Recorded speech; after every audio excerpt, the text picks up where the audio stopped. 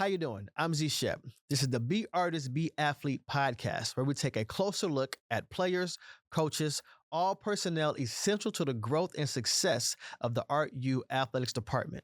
So join us as we take a closer look, and don't forget to like, share, and subscribe.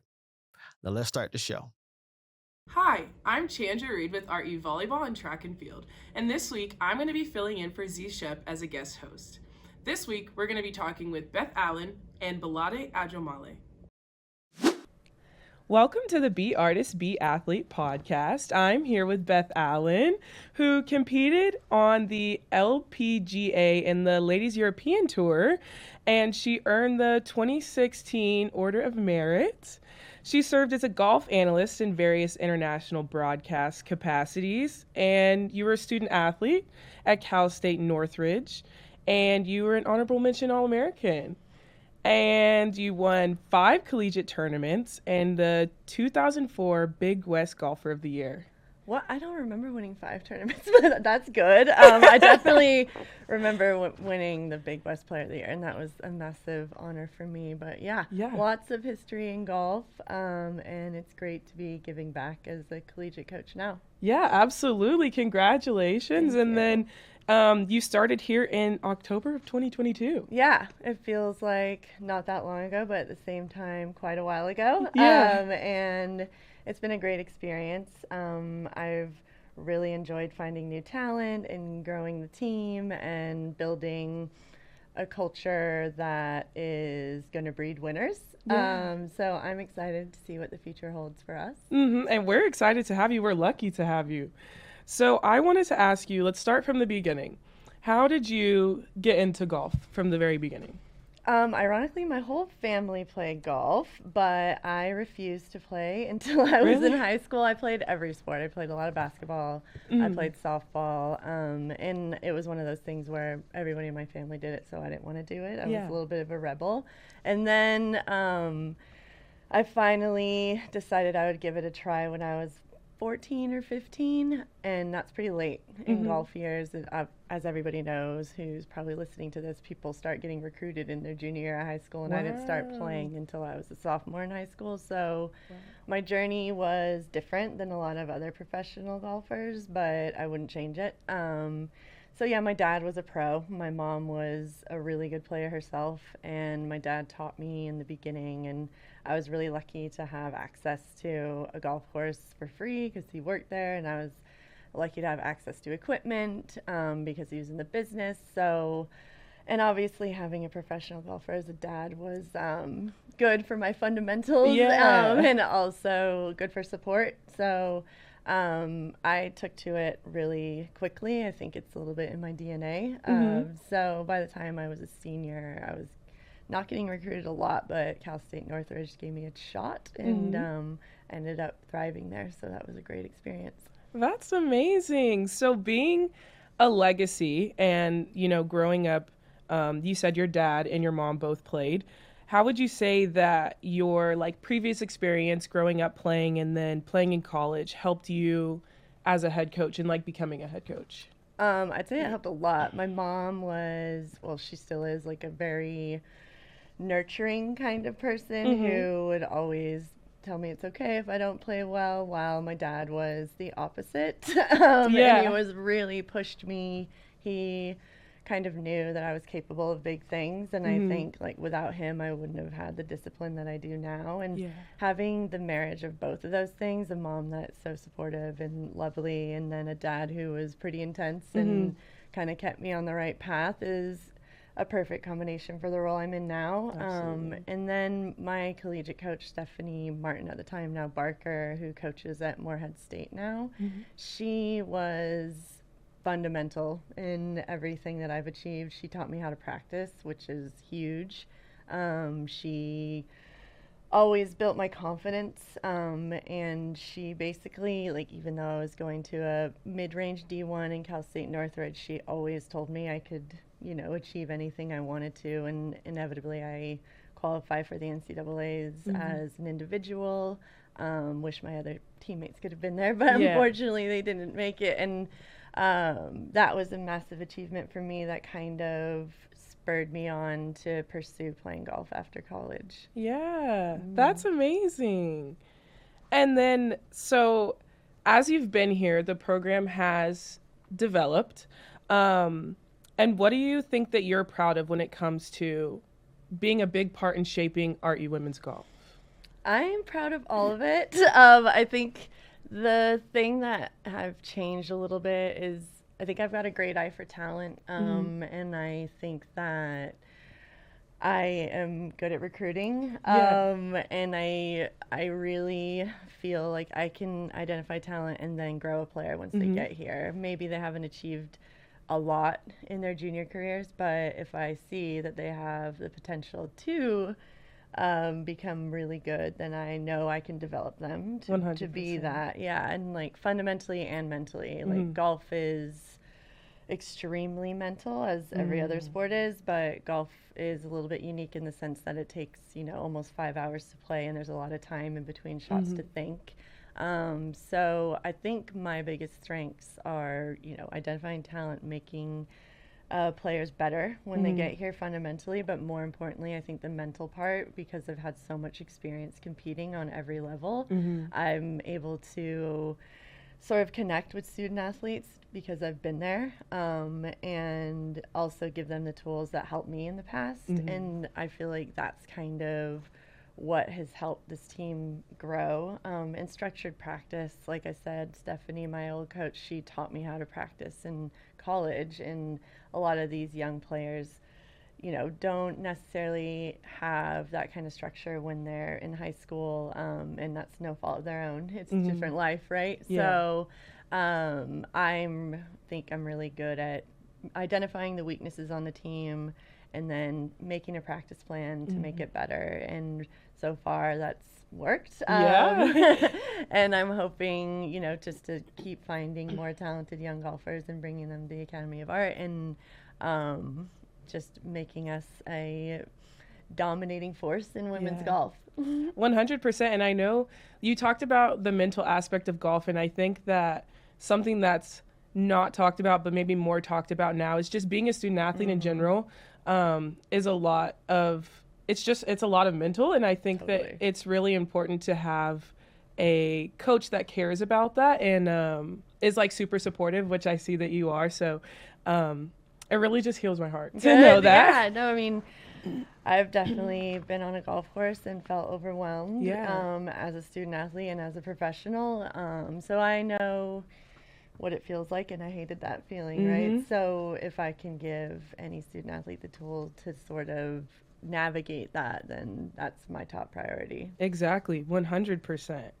And right now, since we're talking about the team, you have a young group, a very young group. You have one upperclassman on your team, and so their squad ranks inside the top 60 in the country. They have an average score, the second lowest in program history, which is incredible.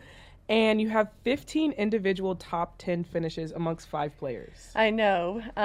Pretty awesome. Yeah, that's incredible. And I'm thrilled that, because you recruit players and you think they're going to be great, but you never know. And so I'm really proud of the fact that my lower classmen have, put their money where their mouth is. Exactly. But yeah, they're playing great, and it's a big achievement to do that at such a young age. Yes. So I'm really, really stoked, and I can't wait to see where we're at in 2 years. I really feel like we could be very, very good. So I'm super excited. Yeah, see, and that's what I was going to ask you, is that because you guys are so good now with such a young team, the future is really bright, I think, for you guys. Like, the sky is the limit at this point. I agree, and I've got a couple of players that I've got my eye on, and I feel like the more success that we have, the better we're gonna get. We're gonna attract better players, and I'm really, really lucky that a lot of the players I'm talking to are interested in the arts. Right, that's part of the package, and so I feel really excited that these young student athletes are going to be able to pursue something that they're passionate about and play golf at the same time. Exactly. That's really important. Yeah, that's the ultimate goal. And I know you said that some of the players you're recruiting are interested in the arts, which is actually what I was going to ask you about next. Like, Academy of Art, to state the obvious, is very different. It's a very different school, being in San Francisco and being like a strictly art school. So I wanted to ask you, like, what do you think is special about Academy of Art? Like, when you're recruiting, and like, how do you pitch that to people and like new players coming in? Like, why do you think people want to come here? I think various reasons. I think that, like I said before, it's really unique to get the opportunity to study something that you're really passionate about that other schools don't offer and still be a student athlete. So when I get a student athlete who, for example, is interested in photography, but they still want to play golf, then I'm absolutely going to have a conversation with them. And I think too, like, San Francisco is a place where a lot of people want to be. Especially international students, because it's so easy to get in and out, especially in Asia. We've got a lot of really good players that come out of Thailand, Japan, China, Taiwan, and all of those student athletes feel really home here because it's such a diverse city, and you can never, like, you're always going to find the kind of food you want, right? And you can't really beat the weather. Yes, maybe Southern California beats us out a little bit, but I think as far as golf is concerned, we got to have decent weather. There's plenty of schools in the States who are still practicing indoors right now. Like, when we were in Phoenix a couple weeks ago playing in an event, there was a lot of schools from the Midwest who hadn't even played on grass yet because it's still snowing and the golf courses are closed. So that's a huge one for us. And the fact that we have a really great indoor facility from when we do have those occasional rainy days. Is definitely a bonus, and we're improving that all the time. And I think, like, the idea of an urban campus is intimidating for some people, but I think the ones that are passionate about, like, the art and wanting to get an experience of culture and stuff, like, that's a huge bonus too. It's like, what other opportunity are you going to have to live in San Francisco? Exactly. And pursue two things that you really love. 100%. So going off of everything that we talked about, we know that you've also done radio commentary, which is incredible, and you've done it for big golf events like the AIG Women's Open, and you were a podcast host yourself. Yes. So when I was successful in Europe as a player, I did have an interest in media, and because I had some experience in doing well on tour, I got that opportunity to be able to talk about it, which was really cool, and also still kind of involved. But yeah, I really enjoy being on tour but not playing. And like being around like the environment that I used to, I still have lots of friends that are playing on tour, so being able to go back and visit them and talk about something that I have a lot of knowledge about, and relatively it's getting further and further away now, but like, I'm kind of current in the sense that I was still playing. I think I played a tournament 2 weeks before I started this role. Wow. So it was the European Tour event in New York, and then 2 weeks later I started here. So it's sort of like I'm still I had a foot in the door. And I still pay attention to everything that's going on in the world of golf. So it's something that I really enjoy, and it's kind of like getting paid for fun. Which is great. And the podcast that I hosted in the UK was really just to grow the visibility of women's golf. We had podcasts about women's golf in the States, but I didn't feel like the Ladies European Tour was getting a lot of coverage. Myself and a friend decided we would start our own podcast and use our knowledge to talk about events, and then use my connections with players to get them on as guests. And it was really, really fun. And I think that it helped kind of recognize the achievements that these women in Europe were doing. And because the LPGA kind of dominates the that sort of world of professional golf, and I felt like Europe needed a little love too. Absolutely. Absolutely. And you talked about you wanted to increase visibility for women's golf, specifically in Europe, but everywhere. Yeah. And so I wanted to know, what are your thoughts on the future of women's golf? Where do you see it? Where do you want to see it? Well, I think it's really, really bright.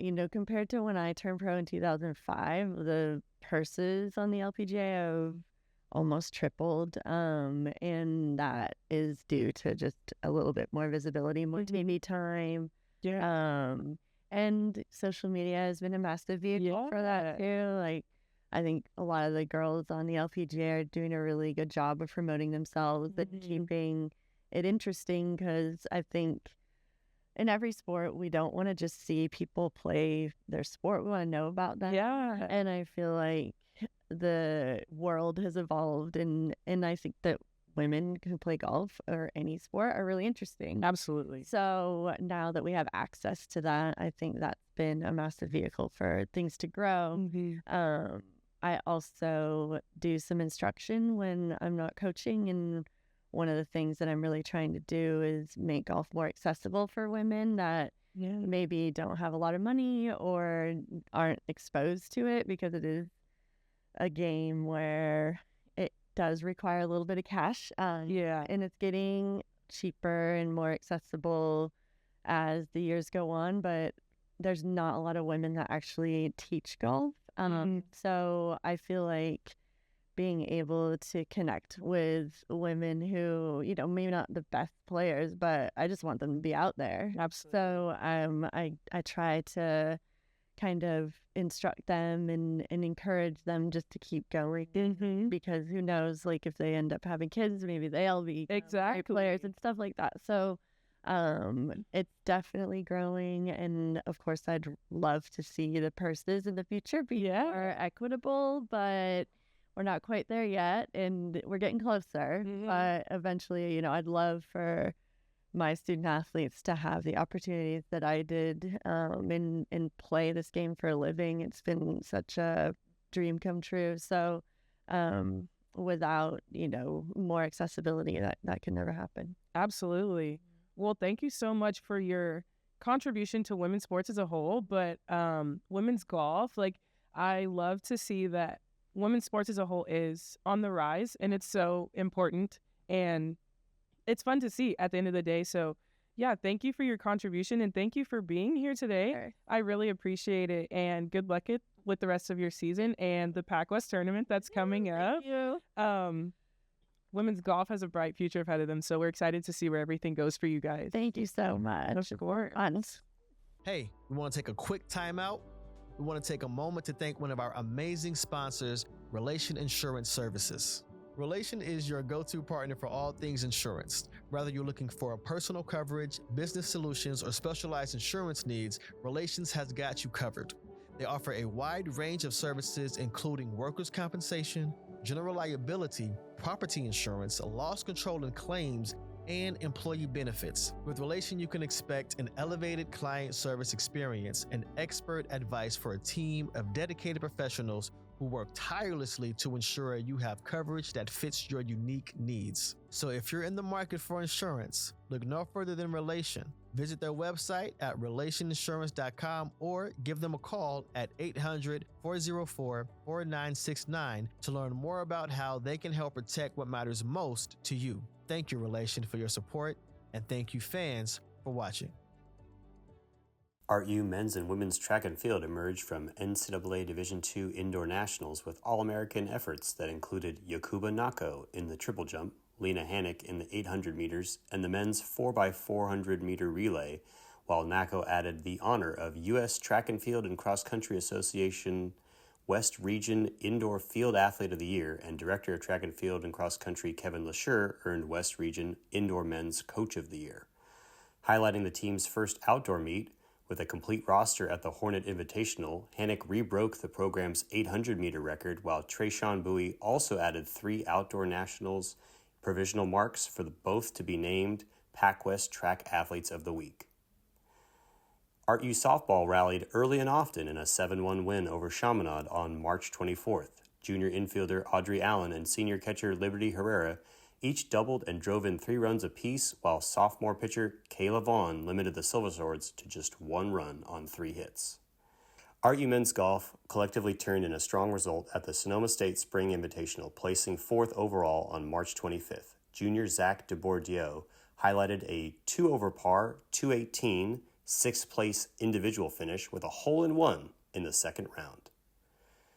RU women's tennis collected back-to-back home victories, with sophomore Estelle Najin providing the clinching singles win in a 4-3 win over Westmont on March 15th, before 5 nights dominated with straight-set singles victories as part of a 6-1 triumph hosting Chaminade on March 18th.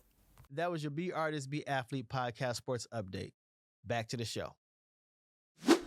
Welcome back to the Be Artist, Be Athlete podcast. I'm your guest host, Chandra Reed, and I'm here with Mobolade Ajomale. And how are you today, Mobolade? I'm doing well, thank you. How are you? I'm really good, thank you. So, Mobolade, your accolades are long, man. Your accolades are long. So, you're an Olympian with Team Canada. You won a bronze medal in 2016. 10-time NCAA Division II national champion. And 20-time All-American, which is insane. And you're a graduate from the School of Communications and Media in 2019. And you're newly named the U.S. Track and Field and Cross Country Coaches Association Hall of Fame honoree, after being part of the RU Hall of Fame. Yes. So first off, from all of RU Athletics, we want to congratulate you for this amazing accomplishment. You've done so much in your career, but I think the U.S. Track and Field Coaches Association Hall of Fame honor is incredible, and we just want to say congratulations from all of us, and we're very, very proud of you. Thank you very much. I really, really appreciate that. I really appreciate it. Thank you. Of course. So first off, how do you feel being recognized as having multiple Hall of Fames with RU and with the U.S. Track and Field and Cross Country Coaches Association? It feels like a goal accomplished. I think I've always said to myself that I wanted to leave some sort of legacy in whatever I did, especially with track and field. And so to leave that legacy of Hall of Fame and at Academy of Art University, and then Hall of Fame throughout the NCAA as well, is just unbelievable. And I'm so thrilled, and it really makes me remember back on my career and all the different moments that I had where I was like, I need to win, and to see how it all turned out is pretty amazing. So I'm really, really happy. Everything that you put into it, it's all worth it. Yeah, that's incredible. So let's go. I want to start at the beginning. So how did you first get into running track and field? Take me all the way back. So I grew up a little bit in Nigeria, and so I used to play soccer there. I used to run track and field a little bit on the little dirt tracks. But when I moved to Canada was when I kind of started competing, and I made it to the provisional championships, and that was when I met with a coach. I started training that year, went to my first World Juniors at 16, and from there I never stopped. I think every year after that 2012 year, I was on a national team. It's all right. You could say it. You've always been good. It's okay. You don't have to be humble. It's okay. All right. And you came to RU. When did you come to RU? What year? 2014. So I was there. Yeah, I was there in the fall. And how did you get here? What's your story? I initially was supposed to go to another school actually, and things didn't work out just because of the transcript between Canada and the U.S. Things got a little bit messed up, so I ended up having to look around for Division II schools. No other schools would accept me. JUCO schools all said they had used up their money and they couldn't afford a scholarship for a Canadian. And Academy of Art at the time was Coach Ryan who was there, and he gave me a call and said, "Hey, I'll let you come to the school. You can't compete your freshman year, but if you stay your second year, I got you with a scholarship." And I was like, okay. Yeah. So I went to the school and loved the atmosphere, loved being in San Francisco, loved the team, loved the training, and I just decided to stay there for the rest of my career. Yeah. So it's almost like it was fate. It all worked out, and To me, it sounds like you're saying it was worth it. Was Absolutely. it worth it to come to RU? 100% worth it. I think if I had to make a decision again, I would go back to Academy of Art again. Like it was 100% worth it. I had fun. That just makes me so happy. Can you tell me about like some of your best memories at RU? Like when you think back to your time at RU, what are some of those memories that just come to your head?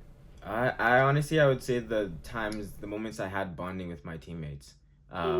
Because although track and field is an individual sport, we were a team, and so the little moments where we had together, where we were just bonding, where we would go out, movies, whatever the case may be, just hanging out. Those were fun memories because those moments really did help encourage me as well when I was in competition. Not only while I was competing for the school, but in the summertime when I'd go and compete at world championships or something like that. Like I always had those fun moments of my teammates, like encouraging me, pushing me to keep going, us like having that brotherhood. Like that was, good times. Good times. Yeah, good times. I'll say that. For sure. And even just talking to some people that are still here at RU and they competed with you as well. You guys were part of like creating a culture here at RU and like a culture of winning, but also like a culture of like friendships and team, and your name lives on here. Like we still hear about you and just the team that you were on and how all of you guys, like y'all just helped shape the RU track and field programs. So, Mobolade, take us back and tell us some of those feelings crossing the finish line and you're a national champ over and over again, continuously, multiple times. Can you tell us a little bit about some of those things you felt? Like, how was it in that moment? Wow. Like I knew I was gonna go back down memory lane, but then actually going back down memory lane is wild. My first national title, 2016, was the 60 meters. And in that one, I felt like I had gone through so many trials. I had gotten injured. I think the year before, I was number 1 in the world in the 60, and I got hurt. Things happened. I couldn't go to school. And so coming back out of all of that and then winning a national title was insane. And to this day, Rob, I appreciate you for grabbing the sickest photo. I was gonna say that's the photo. That's the photo. So that photo, we see it everywhere. Exactly. So now you know the story of why I was screaming like that, was because it was a year and a half of work, stress, doubt, people telling me I couldn't do it, me feeling like I couldn't do it, injuries. You know, it was just a year and a half of stress, and to come back and be like, hey, I'm a national title. Yeah, the emotion came out there, and I definitely cried. I cried after the race. I cried getting my award. It was a lot of emotion for that one. Woo. You're feeling it. I'm feeling it for real. But then after that, every national title after that had its own little thing. Like it came with its own little, I wanted that. My first 200-meter outdoor title was 2018. But I was so excited about it because 1, I ran a personal best. 2, I had lost that race 2 years in a row. The first year was just because I was a freshman and those guys were just grown men. The second year was because I pulled my hamstring winning the 100-meter. And so I kind of hobbled down the track in the 200. Still got my All-American, but I came 8th. So then coming back to win that 200, it was a big thing for me. And I also went into that national final, or that national competition. I wasn't even top 8 or top 10 ranking wise going to that title. So to come out and win, I was like, okay, all right, we did it. But every single title had its own little thing that came with it, and just like the more I won, I think the more I could feel the pressure of being a champion. I always felt like there was somebody who was trying to take my crown or take my throne. You know that analogy, but that always just pushed me to work harder, because I knew that the faster I ran, the more people would take notice, the more they would try to chase after X, Y, and Z. So I just kind of carried that mentality of I have to be the best all the time to every single race. And then my last 2 races, I think those are the only 2 races, actually, my last 2, indoor and outdoor. were the only two that I intentionally posed for Rob to take a picture, because I was like, yo, I need these ones for the archives. So like, you know, when I crossed the line, I think it was for the 200. I won the 200, the last one indoor, and I saw those. You were standing there. Did a little clap as I was walking. Rob got some sick photos. I said, yes, you got the memo. Rob just loves that. I know. You know, and I think the 200 outdoor as well. I think Rob was behind us. And so like I was like, okay, so he's taking a shot from behind. Oh, this would be sick. So I put one hand up and I was like, yeah, this is nice. And he got the photo. I was like, awesome. Then there's another one too. I think that 200 that I mentioned, I was upset. I was hurt. Like I was sick that I didn't win that 200, because I was going into that final number one, but I pulled my hamstring. Still got my All-American trophy, and Rob is there trying to take a picture, and I'm just like, I don't want to take a picture, but you know what? If I'm gonna do it, I'm gonna make it look sick. So like I grabbed, so everyone had their trophies. You know how everyone holds their trophies up with two hands and they're, you know, everyone's smiling. I was upset, so I grabbed my trophy by the side and I held it with one hand, and I looked pissed right at the picture. But you know what? That photo, I don't know if Rob knows this, but that photo has been used so many times in so many different places, so many different publications. Like people have used that. Yeah, it was an iconic photo. I don't know why. I was upset. I hate it, but people love the photo. So I wanted to talk a little bit about your academic journey. Even in this like studio here there's some photos of you. Oh, really? Yeah, there's like a group photo of you guys, and it's right here in this studio, in this podcast studio. So I wanted to know, can you talk about how you, like what you learned while you were pursuing your communication and media technology degree? Oh, I think the first thing I learned through that degree was how creative I was. As much as I went into that thinking I just want to learn and want to see where I fit in, I came out of it knowing how creative I can be, and that program really stretched out my creative thinking. And I found different things that I was really good at, different things I was really interested in, and things that I still do even now through my career. And interesting enough, us being on a podcast, talking together, that was probably one of my most favorite things out of my entire program. Like me learning to create a podcast was so eye-opening to me. Until this day, it's still something I do. I don't know if Maddie's still there as a teacher, but he was my teacher. Okay, so yeah, Maddie, my absolute favorite teacher. If you ask him about me, I'm sure he'll have good things to say as well. Like it was so amazing. And now to even hear you saying that my picture is in there as well, I had no idea. I didn't know that. It's pretty cool. And that was something I realized through my education. But also while I was there, I realized how important it was for me to do well in school for me to continue competing. I know a lot of times some of the athletes like focus more on the sports than the school. Trust me, I tried. I wanted to just focus on my sports, but again, with the culture like you mentioned that we built, we all push each other to make sure we're doing well, both academically and athletically. Absolutely. And being the student part is also really important. Like, as much as maybe some people don't want to admit it, but we have to stay good in the classroom or else we can't compete. Like, it goes hand in hand. And I think that ArtU does a really good job of like bringing sides of us that we didn't know we had, like how you said, like it brought the creativity out of you. That was similar to my story as well. And just learning how like to step out of your comfort zone and do things that maybe you thought you would never do, or like I don't know, just different things. So it's really encouraging to hear, just to hear your story and how it did really well for you, because I think that a lot of student athletes at this university have kind of the same thing. Okay, and now that you are post-graduation, what are you working on, both like, what's next for you, both professionally and off the track, as an athlete and off the track? Yeah, so as an athlete, I've recently retired. This is probably the first time I'm saying it like in public. So when I was with the team, I mentioned to you all that like I had retired, but outside of the team and my family and my friends and like my teammates, I didn't really feel the need to be like, hey guys, I retired. Like you know, it is what it is. But yeah, this would be the first time publicly saying I retired. And I made that breaking news. Sorry?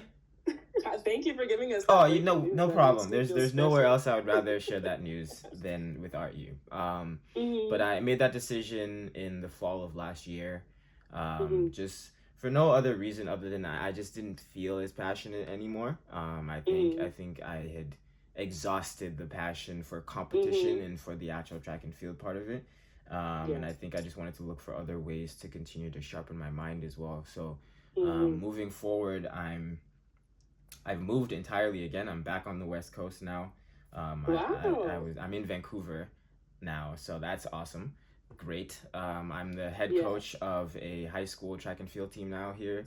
And then I also work with another company as well. So I'm just doing a whole bunch of different entrepreneurial things.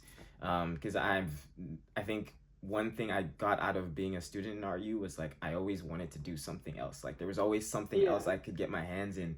And it really built that character of me wanting to do other things as well while I'm here. So in terms of with the sport though, I still think there's definitely fitness aspect of it where I want to take it. And also again with my background in 100%. RU, social media is a huge thing. I've already built a social media following through my athletic career. So I think continuing that is something that I want to do. Just trying to figure out the pieces at the moment, having fun doing it, because I feel like this is probably the first time since I was 16 or 15. Going into this summer would be the first time I've had a summer since I was 15. Wow. So it's all bright and exciting. And I don't know a lot of what's coming next, but there is a lot of different things I'm trying to get my hands into and just work and grow and learn. Yeah.